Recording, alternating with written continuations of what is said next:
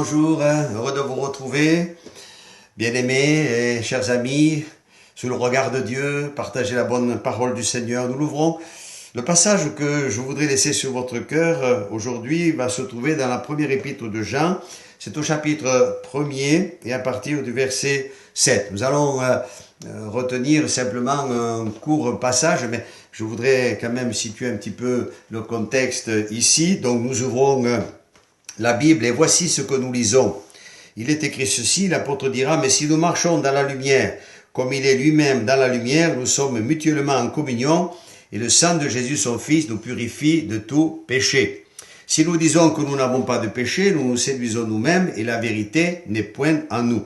Mais si nous confessons nos péchés, il est fidèle et juste pour nous les pardonner, et pour nous purifier de toute iniquité. Et si nous disons que nous n'avons pas de péché, nous le faisons menteur, et sa parole n'est point en nous.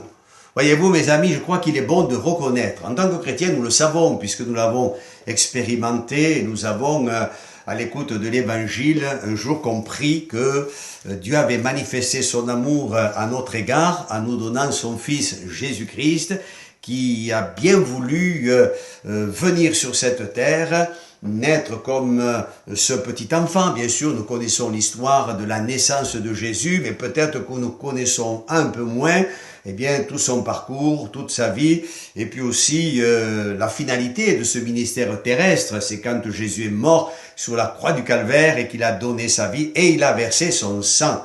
Et le texte nous dit ici que seul le sang de Jésus nous lave et nous purifie de tout péché. Être lavé. Bien sûr, il faut le reconnaître. On ne peut pas être pardonné de ses péchés si on ne reconnaît pas que c'est un besoin, une nécessité. Si on ne reconnaît pas qu'on est pécheur devant Dieu. Lisez la Bible, lisez dans les premières pages de la Bible, vous verrez l'histoire d'Adam et Ève dans le jardin d'Éden, et puis vous verrez ensuite tout ce qui s'est passé, toutes les conséquences qu'il y a eu, et nous le voyons dans l'Ancien Testament, dans le Nouveau Testament, et puis également de nos jours. On se rend bien compte que dans la société, les choses vont de mal en pis, mes amis. Il y a l'accroissement de l'immoralité dans notre monde, et certains pensent, ils sont aussi effrayés de cela, mais ils pensent que le message de l'Évangile aujourd'hui est dépassé. On vous dit, mais c'est vieux, c'est ancien, et vous pensez que l'Évangile peut enrayer tout cela? Eh bien, je dirais oui, chers amis, parce que pour la plupart, nous l'avons expérimenté. Nous souhaitons que vous tous qui êtes à l'écoute, n'est-ce pas, de ces quelques paroles, vous puissiez être interpellés et reconnaître aussi que vous avez besoin du Seigneur. Nous ne voulons pas dire que nous n'avons pas de péché. L'apôtre Paul le dit dans les Romains. Tous ont péché et sont privés de la gloire de Dieu. Mais il rajoutera aussi que si le salaire du péché c'est la mort, le don gratuit de Dieu, c'est la vie éternelle en Jésus-Christ. Et je voudrais répéter ceci, l'Évangile, le message de l'Évangile n'est pas dépassé. Il est toujours aussi efficace pour nous laver et nous purifier de tout péché. Cela me fait penser à cette petite anecdote. Un jour, ce sont deux personnages. Il y a un prédicateur de l'Évangile avec un de ses amis. Ils sont en train de se promener. Et l'ami est un grand fabricant de savon. C'est un homme qui a une société très très importante. Et cet homme, justement, le dit à son collègue prédicateur, il dit, toi, ton évangile aujourd'hui, regarde tout ce qui se passe dans le monde, les choses vont de plus en plus mal.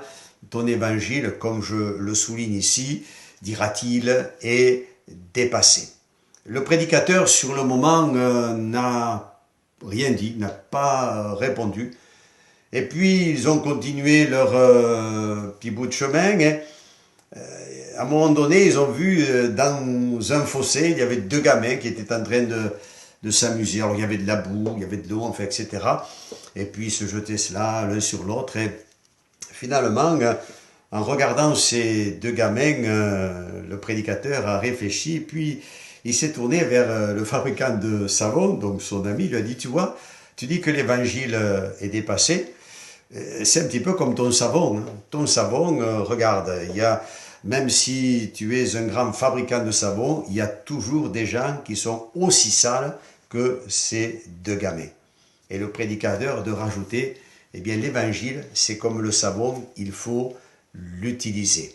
Malheureusement, aujourd'hui, voyez-vous, chers amis, l'évangile, le message si puissant et si libérateur de l'évangile a été abandonné au profit de religions humaines, de philosophies et de préceptes.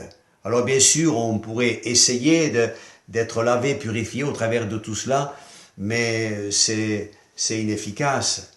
Si on essaie de se laver avec une pierre aussi belle soit-elle, mes amis, et non avec du savon, on va se rendre compte qu'on va se faire peut-être plus de mal que de bien. Et au niveau de la propreté, eh bien, les choses, rien ne sera changé. Dans le livre de Jérémie, au chapitre 2 et au verset 22, il est écrit ceci, et je vais vous le lire. Il est écrit, « Quand tu te laverais avec du nitre, quand tu emploierais beaucoup de potasse, ton iniquité resterait marquée devant moi, dit le Seigneur l'Éternel. » Donc voyez mes amis, il n'y a que le sang de Jésus qui peut nous laver et nous purifier de tout péché. Je crois que c'est important de se remémorer ces choses, tout ce qui a pu se passer, cet événement, lorsqu'il y a 2000 ans, Jésus-Christ est mort sur la croix, nous le soulignons tout à l'heure en introduction de ce temps de partage.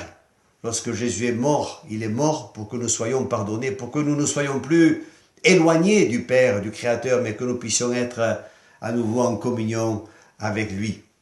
Donc le sang de Jésus nous lave et nous purifie de tout péché. Quand nous le reconnaissons et que nous l'acceptons comme notre sauveur personnel. Il y a ce cantique, et j'aime bien le souligner, qui dit ceci, « Blanc, plus blanc que neige. Mon cœur a été lavé dans le sang de l'agneau et il a été rendu plus blanc que la neige. » Eh bien, c'est ce que je vous souhaite, puissiez comprendre. Ne disons pas que nous n'avons pas de péché. Ne disons pas ou ne disons plus que l'évangile aujourd'hui est dépassé. Parce que l'évangile, s'il est accepté, s'il est reçu et s'il est mis en pratique, eh bien je peux vous dire, chers amis, que les effets et les conséquences seront bénéfiques. Pour vous, elles l'ont été pour nous. Nous avons vu, j'ai vu, et plusieurs chrétiens, plusieurs qui sont à l'écoute ce matin, des frères et des sœurs, pourraient dire, oui, c'est vrai que la parole de Dieu, elle m'a fait énormément de bien. Un tel a été changé, un jeune homme drogué a été délivré, un foyer qui était au bord du divorce a été comme réconcilié par l'évangile. C'est un évangile qui purifie, mais c'est un évangile aussi qui délivre et puis qui restaure aussi. Et puis également, combien pourrait dire, nous avons été guéris dans notre âme, bien sûr, mais guéris aussi dans notre corps. Voyez que l'évangile est efficace. Il faut le pratiquer, tout simplement. Si tu veux bien l'accepter dans ton cœur, et si tu veux mettre en pratique ces paroles ce matin, tu en verras les effets. Que Dieu te bénisse et que le Seigneur vous encourage. Et n'oubliez pas, seul le sang de Jésus nous lave et nous purifie de tout péché. Je vous souhaite une bonne journée, je vous dis à bientôt. Et puis je vous souhaite un bon courage.